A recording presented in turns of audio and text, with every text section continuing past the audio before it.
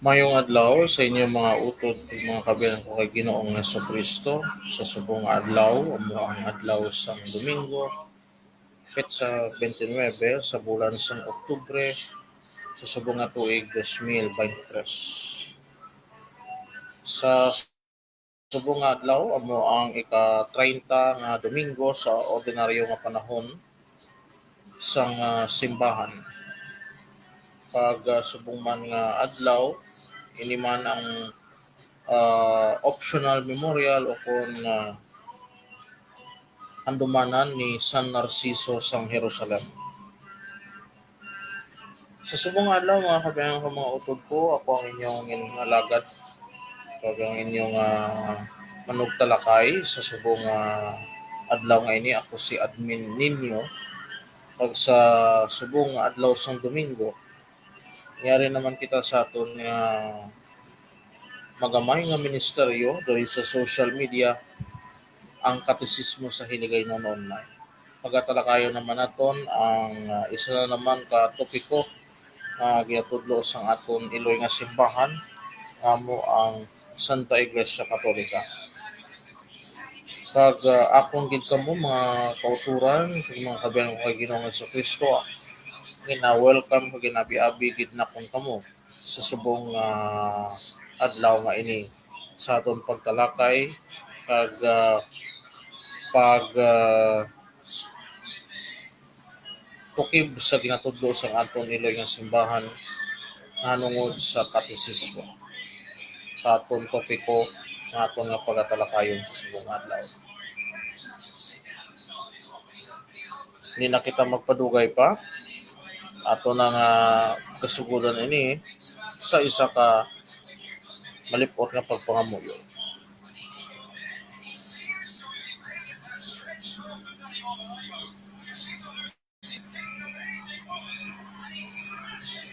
Pangamuyo sa Espiritu Santo. Sa ngalan sang Amay o sang Anak o sang Espiritu Santo. Amen. Parika o Espiritu Santo, kag puna ang mga tagipusoon sa mga nagatuo sa imo. Pagpadabdaba sa ila ang kalayo sa imo balaan nga pagigugma. Ipadala ang imo espiritu kag sa ila matuga kag mapanibag-o mo ang nawong sang kalibutan. Mga muyo kita. O Dios sa kasanag sang Espiritu Santo, gintudloan nimo ang mga tagipusoon sa mga nagatuo. Itugot mo nga paagi man sa Espiritu Santo, akon man igugmaunang maayo kag matarong. Pag malipay sa iya mga paghikot nga nagahatag sang kalinong sa amon kaugalingon, pagi sa kay Kristo nga amon Ginoo. Amen.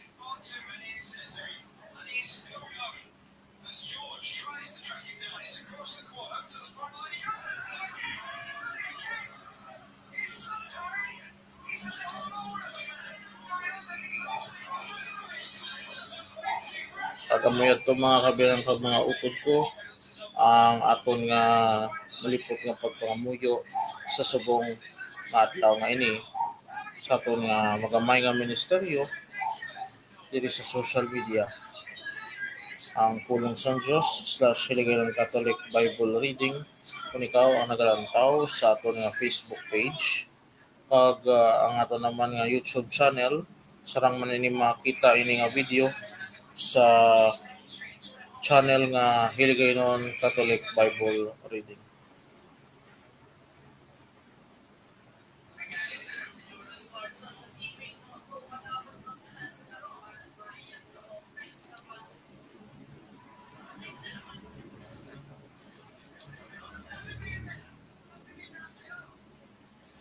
Pagyari mga kabyanan ang aton pagkatalakayon sa subong adlaw nga ini. Yari pa kita sa Kapitulo 2 sang nagatuo ako kag ikaduha nga part 2 sang ikapat nga bahin sang nagatuo ako.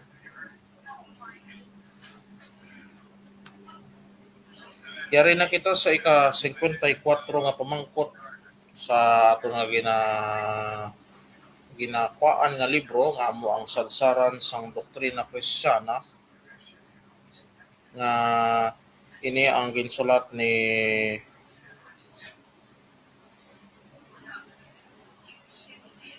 Dahil lang yung mga kabiyanan na.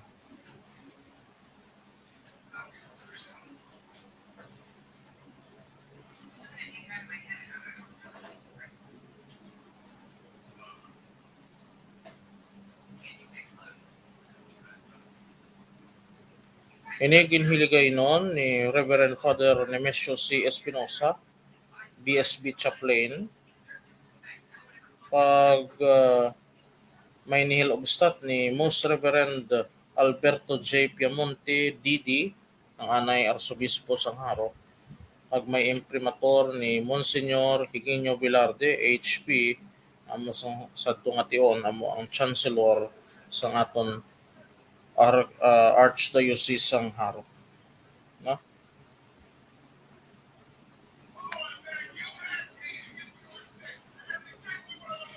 Pag ang pamangkot sa ika-54 nga numero, ano ang panawag sa dalagko nga pag-antos ni Kristo? Naga may sabat dira mga kabyanan sa inyong mga screen. Makita din ninyo nga ang sabat ang dalagko nga pag-antos ni Kristo ginatawag nga pasyon ni Hesus Kristo. Ang pasyon nga ini mga kabyanan ka mga utod ko sa English nga tawag man siya nga passion, spelling nga PASSION, passion. Pag siling kita nga pasyon, amo ini ang mga pag-antos kag mga kasakit nga ginagyan sa aton manluluwas nga amo si Ginoong Hesus Kristo. Pag aton subong tukibon kung ano ang ginatudlo sa aton simbahan nahanungod sa mga sa pasyon sa aton manluluwas amo si Ginoong Hesus Kristo. Ginahambal mga kabyan kung mga utod ko, ang pasyon Hesus Kristo ang nagapatuhoy sa mga hitabo nga nagapadulong pag nagalakip sa paglansang sa krus, pag-antos, pagkamatayon ni Jesus. Ini nagasakop sa iya pagpangamuyo sa talamnan sang Getsemane, ang iya pagkadakop, pagpamatbat, kag ang narisari nga inagihan niya sang paglansang sa iya sa krus. Ang katesismo sang Iglesia Katolika nagahatag sang komprehensibo nga pagpaathag sini. Subot silingon mga kabyanan kag mga utod ko ang pasyon o kon pag-antos sang aton manluluwas sa Ginoong Hesukristo ang mga hitabo nga ini na kung sa diin naga pauli o kung nagapadulong sa paglansang sa iya sa krus ang pag-antos niya kag ang iya mismong kamatayon. Alin sang siya ang nagapangamuyo sa talamnan sang Getsemane kung sa diin ginpangamuyo niya nga kuntani ang kupa sang pag-antos ang mahimo ilikaw sang amay sa iya tubtob nga siya ang ginlansang kag napatay sa krus didto sa bukid sang Kalbaryo. No? Ang diri man naga lakip man ini sa pagkadakop sa iya nga kung sa diin si Judas Iscariote ang iyang traidor nga gintutunan ang nagtugyan sa aton manluluwas sa mga pangulo nga mga pari sang mga Hudiyo. No? Sa bili na 30 kabilog na pilak. 30 pieces of silver coins. Pag amuman diri naga lakip man diri ang pagpamatbat sa iya o kon ang katagalog pa ang hatol no o kon ang verdict ni Poncio Pilato pag ang mga iban pagid nga mga hitabo nga iyang nga agihan ang iyang nga agyan no sa paglansang sa iya didto sa krus sa bukid sang Kalbaryo. No? Gani ang aton katesismo nagahatag sa aton sang komprehensibo nga pag-explain o kung pagpaathag sini. So sa siling ko na kagina nga ang pasyon sang aton manluluwas nga si Ginoong Jesucristo ang nagsugod o kung nagasugod sang iya nga pagpangamuyo didto sa talamnan sang Getsemani, no? Nga kung sa diin hambal ko na, no, nagbatsyag sang tuman nga nagpangamuyo siya sa amay nga ilikaw kung tani sa iya ang kupas ng pagantos nga iya pagaagihan. Pero ginbawi niya ini kag ginhambalan niya ang amay nga hindi ang akong buot amo ang matuman kundi ang imo nga binubuot o kung ginabuot, no? O kung ang luyag nimo nga matabo.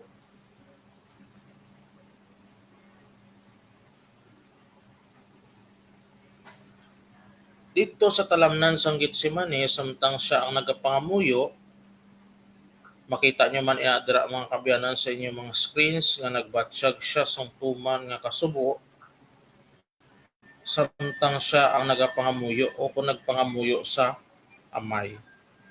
Kay kung aton makita sa CCC number 612 o kung 612, makita naton nga sa talamnan sang Getsemani si Jesus nagpabutsyag sang iya kasubo sa atubangan sang iya nga amay. Dire ginahatagan pagtamod mga kabyanan ka mga utod ko ang iyang nga tawhanon nga kinaugali o kon human nature kag ang pagbato niya sa kabubot-on sang amay. So diri mga kabyanan ka mga utod ko isa ini sa mga pamatuod ang aton Ginoong Jesucristo matuod nga tawo. Kay bangod nga sa iyang kinaugali bilang tawo, nagbatsyag siya sang tuman nga kasubo, no? Great sadness kung sa aton pa sa English. And para mapun-an ining ang iya ginabatsyag, nagpangamuyo siya sa Dios nga Amay nga kung mahimo, no? Siling ko na kagina, ilikaw ang kupa nga iya pagaagyan nga antuson, no? Kag gani sa ulihin na diri man ginbato niya ang kabubuton sang amay nga amo ang rason kung nga ginpadala di siya sang amay sa kalibutan agud nga luwason kita nga mga tawo gikan sa aton mga sala paagi sa pagpalansang sa krus, no?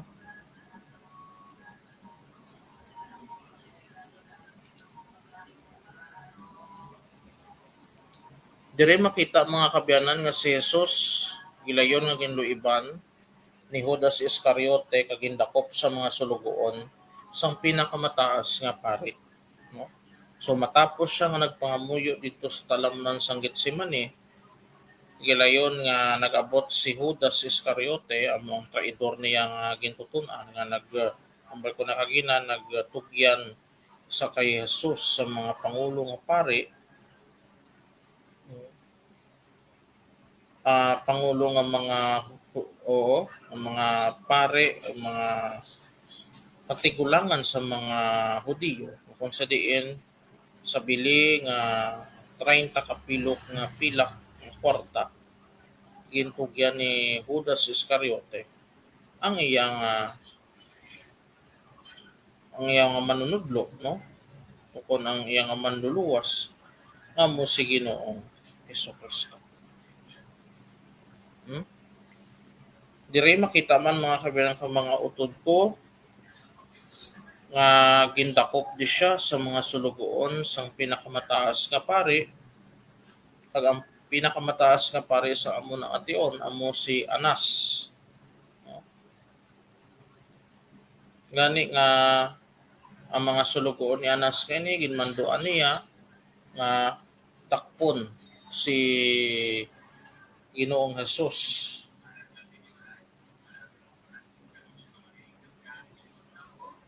Ang atong Ginoo nag-agi siya sa madamo nga mga panumbongon lakip na sa saserdote ag kay Poncio Pilato. Ang katisismo nagasiling ang mapait nga kamatayon ni Hesus ang hindi resulta sa hindi maayo nga kahigayunan, kundi bahin ini isang misteryosong plano sa Dios. But silingon, isa ini o kon parte ini sa mga bahin o kon sa mga misteryosong plano sa Dios agud luwason niya ang kalibutan. No? Kay ini makita sa CCC number 599, nagpakamatay ang aton Ginoong Hesus. No? Bangod nga gusto niya apang hindi. Nagpakamatay siya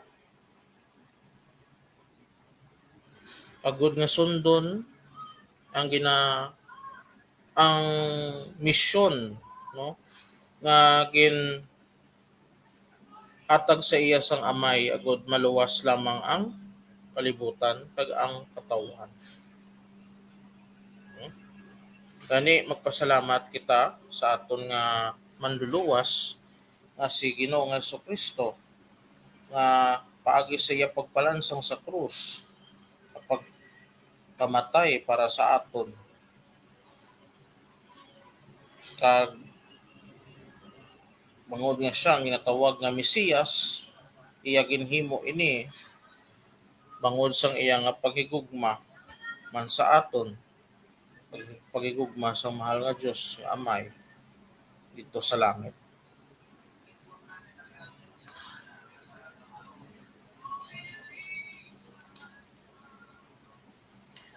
Ang iya pasyon nagalabot sa katapusan kadungan sa iya paglansong sa krus. Ginbunal ang aton Ginoong Kristo mga kabilang ka mga utod ko. Ginpurong-purungan sang korona nga tunukon kag ginpwersa nga pasano ng iya krus patulong sa Golgota. No, diri mga kabilang ka mga utod ko, diri makita kung ano ang aton ginagyan sa aton Ginoong Kristo. No? Pero antes siya ginpwersa nga pasano ng iya krus. Ginsakit sa anay ang mga Romano nga mga soldado sa mando ni Poncio Pilato. Pag ininggol gata nga nini mga kabilang ng mga utod ko, ginatawag man ina siya nga bukid sang bagol o kun bukid sang Kalbaryo. No? Gani ang katisismo nagasiling ang makatulubos nga kamatayon ni Jesus ang nagatuman sa ginpanagna ni Isaias nga propeta na hanungod sa nagaantos nga alagad. Makita naton ini mga kabiyanan sa CCC number 601. Ang pagpalansang nagasimbolo sa dako nga pagsakripisyo ni Jesus nga naghalad sang iya kaugalingon bilang kabayaran sa mga sala sang katawhan.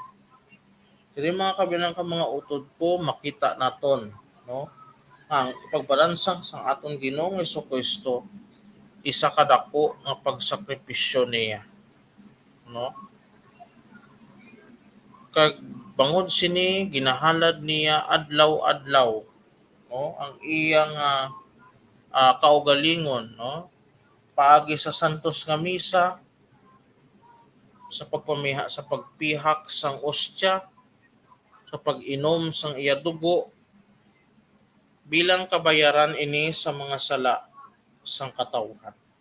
Mga sala ang aton nahimo, mga sayop nga aton na komiter sa aton kabuhi.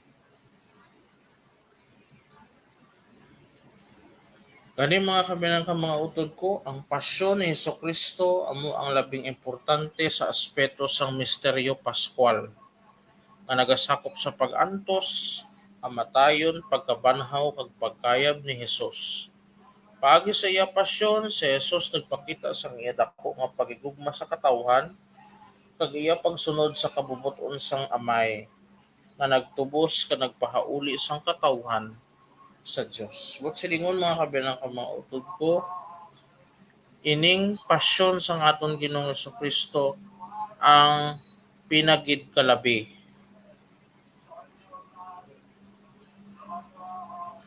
No? Bangod nga diri nagsugod ang aton nga kaluwasan. Kag bangod sa iya kamatayon, kag bangod sa iya dugo, kita ang gintubos sa aton mga kasalanan nga dapat tani kita sini ang manabat apang bangod nga palangga kag ginakaluoyan kita sang ni Ginoong Hesus padayon ang paghatag niya sa aton sang ato naton proteksyon, no? Kung pagpangapin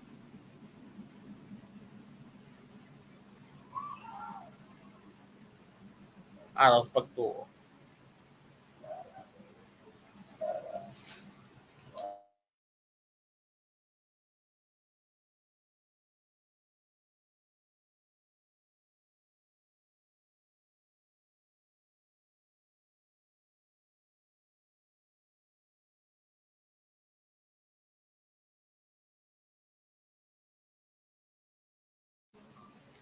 Balik kita mga kabilang ka mga utot ko, ang madason amo ang okay.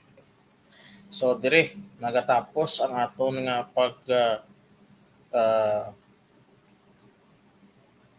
aton nga pag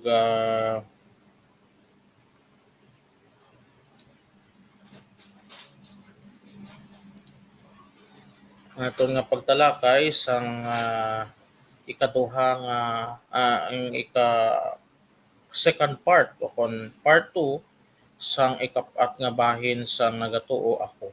No?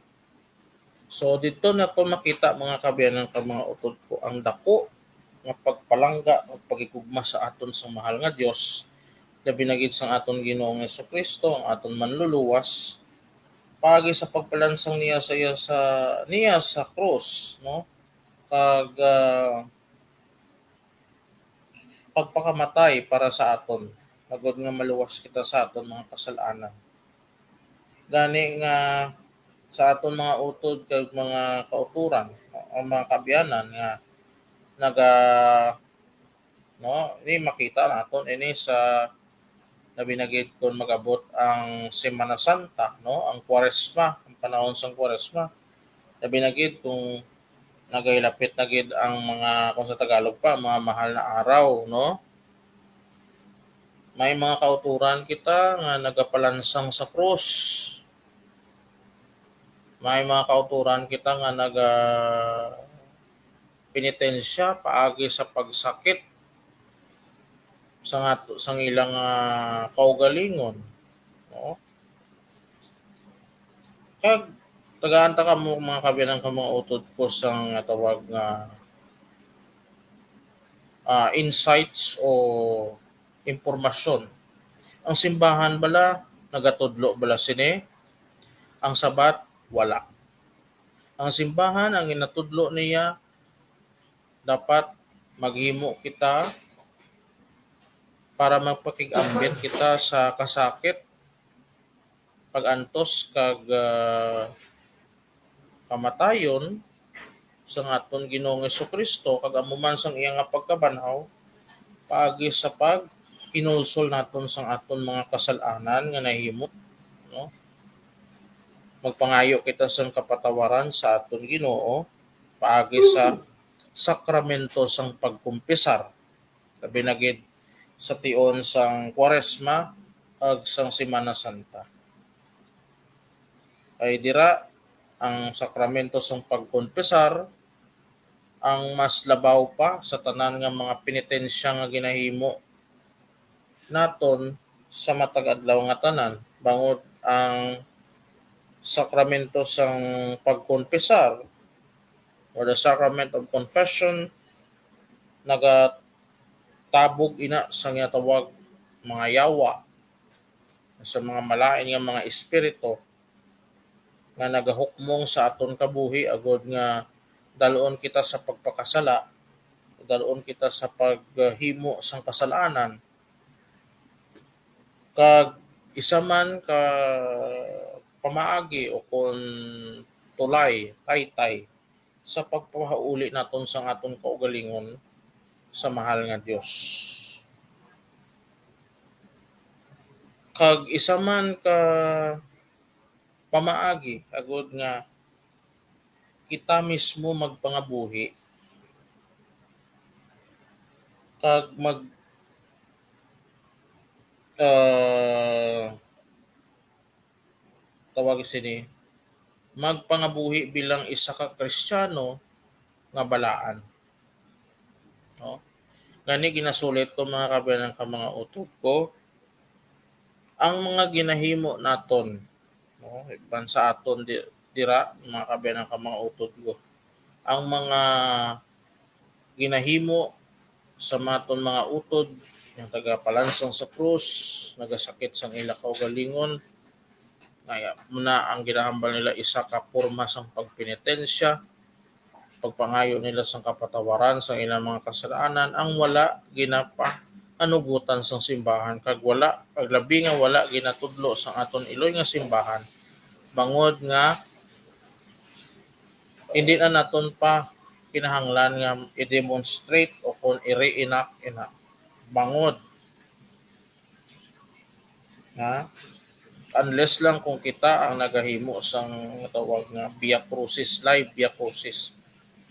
Pero not to the extent nga sakiton nato ng aton kaugalingon just to prove na nagapangayo kita sang kapatawaran sa aton mga kasalanan sa Ginoo. O labi na gid sa aton manunubos na si Ginoo Jesucristo. So amo lang ina mga kabilang ka mga utod ko para sa sining adlaw sa aton nga programa diri sa aton magamay nga ministeryo nga amo ang Katisismo sa Hiligaynon online. Kag sa maabot nga Nobyembre 1, Miyerkules ina nga adlaw, samtang kamo ang nagaduaw sa inyong mga minatay, no, tubtob sa Nobyembre 2, bangod ina ang mga adlaw nga kung sa diin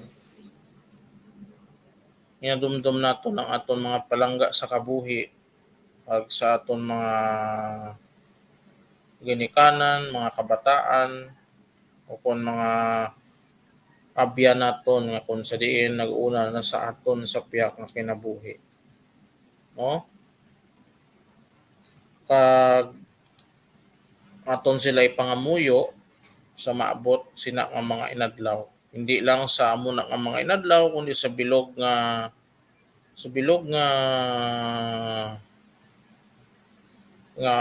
bulan sa Nobyembre kag kung mahimo sa bilog nga tuig, no.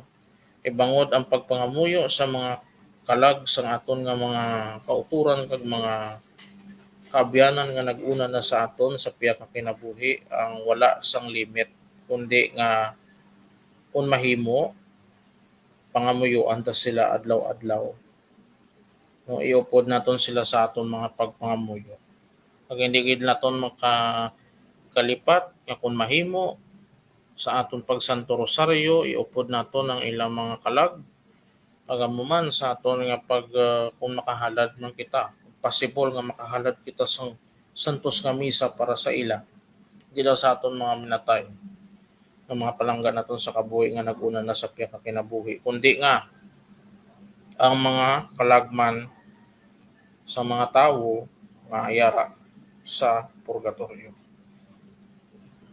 Madamo gid nga salamat mga kabilang ka mga utod ko kag kabay. Tawon ta lang ha sa maabot nga Miyerkules sa Nobyembre 1 kung makabasa kita sang santos nga kasulatan. Madamo gid nga salamat mga kabilang ka mga utod. Mga muyo kita. Pangalan sa Ama, sa Anak, sa Espiritu Santo. Amen. Magimaya ka Maria, puno kasing grasya. Ang Ginoo yara sa imo, nadayaw kalabis mga babae nga tanan. Paginadayaw man ang bunga sa imo tiyan nga si Jesus. Santa Maria, Iloy San Dios, sigampo mo kami nga mga makasasala. Iyan ka sa oras sa amon ni kamatay. Amen. Sa ngalan sa Ama, sa Anak, sa Espiritu Santo. Madamo gid nga salamat mga kabilang ka mga utod ko. Alam mo ini ang katisismo sa hiligay non online kag ako liwat si admin ninyo pasalamat sa inyong mga kabayan mga utod ko sa pagsakdag ninyo sa aton magamay nga ministeryo. Pro Deo et Ecclesia para sa Dios kag sa simbahan. Amen.